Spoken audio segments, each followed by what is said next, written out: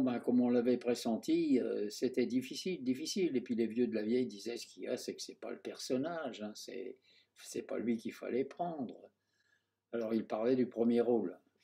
Le premier rôle, c'était d'un garçon qui par ailleurs était bon comédien, mais c'était une erreur de distribution. Il n'était pas du tout le personnage qui correspondait au Priscipkin de la pièce, c'était son prénom. Effectivement, il avait plutôt l'allure d'un char d'assaut dans un magasin de porcelaine.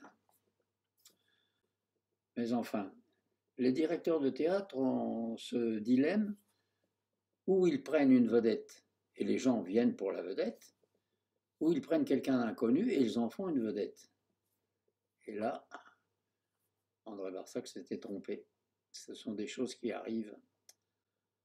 Alors, cette pièce a continué devant des salles à moitié pleines, à moitié vides, avec un succès extrêmement mitigé. La critique nous avait littéralement éreintés. Et puis on a fait les 45 représentations nécessaires pour être syndicalement en règle. Et le jour de la 45e, on s'est tous quittés en échangeant des adresses, mais enfin tout ça c'est vain parce qu'en général on ne se rencontre plus jamais, ou alors au hasard de films ou de pièces, d'autres pièces. Il y a des gens que je n'ai jamais plus revus.